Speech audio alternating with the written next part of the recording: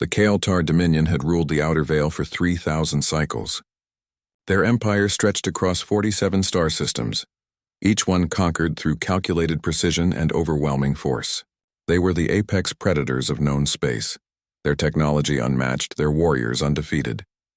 When their long-range sensors detected a primitive vessel limping through the void at the edge of their territory, the response was automatic: intercept, catalog, enslave or destroy.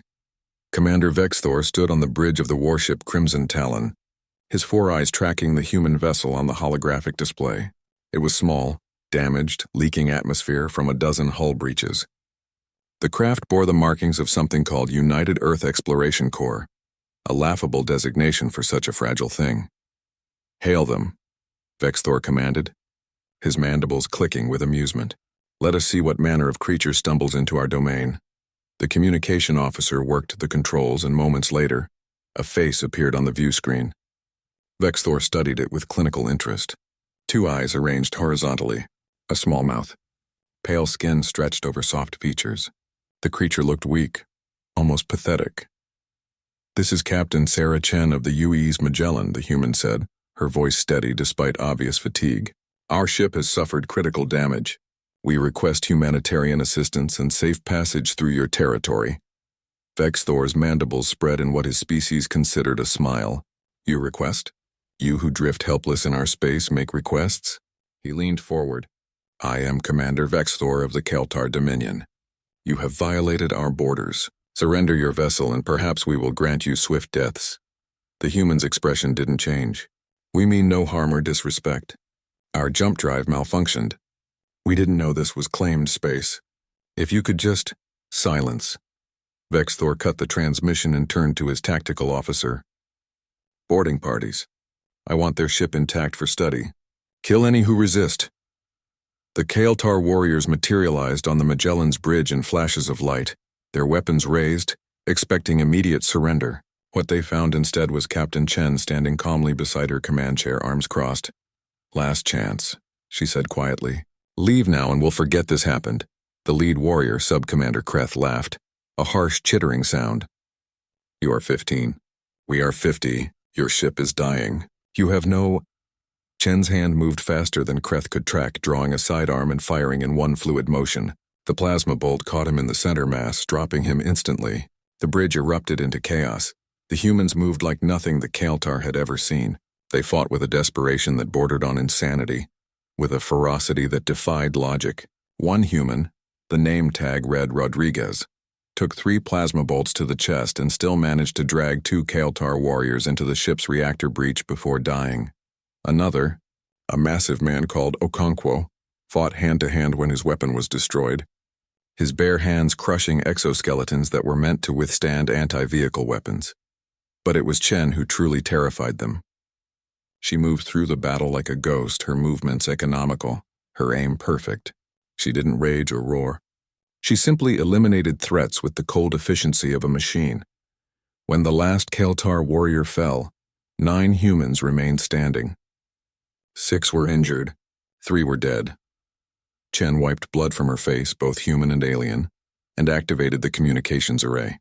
"Commander Vexthor, I believe we have something to discuss." On the Crimson Talon, Vexthor stared at the view screen in disbelief. 50 of his finest warriors, gone, against 15 primitives in a damaged ship. "You will die for this," he hissed. "I will reduce your vessel to atoms. I will hunt your species across the stars until—" "No," Chen interrupted. "You won't." Something in her tone made Vexthor pause. Chen continued, her voice carrying the weight of absolute certainty. "You're going to let us repair our ship. You're going to provide us with charts to navigate out of your space, and you're going to remember this day." "And why?" Vexthor said slowly. "Would I do any of that? Because you need to understand something about humans, Commander. We didn't come out here because we're strong. We came because we're stubborn. We crossed into the void not knowing what we'd find, not because we were fearless, but because we decided fear wasn't going to stop us." She gestured to the bodies of fallen Kael'tar. "You attacked us in our moment of weakness. You thought we'd surrender because the odds were against us, but humans have never been very good at math when it comes to survival. We don't calculate our chances, we make chances. Chen leaned closer to the camera. And here's what you really need to understand. We're not warriors. We're explorers, scientists, the people you just fought. They're accountants and engineers and botanists who trained for combat because space is dangerous.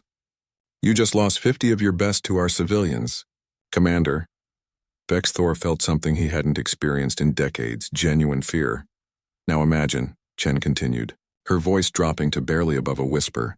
What happens when you meet our actual soldiers? When you face humans who were born for war, who've spent their entire lives training for combat, who carry weapons that make these look like children's toys.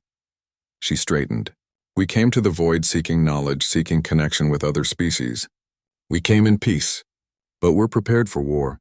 We're always prepared for war. That's what 3,000 years of fighting each other taught us, how to be very, very good at killing. The bridge of the Magellan was visible behind her, damaged but operational, maintained by bloody-handed crew members who worked without hesitation. So here's my request again, Commander. Let us leave. Spread the word about what happened here. Tell every species in the Dominion that humans have arrived and that we'd prefer to be friends. But if you insist on being enemies... She smiled, and it was the most terrifying expression Vex Thor had ever seen. Well, we've had plenty of practice at that too.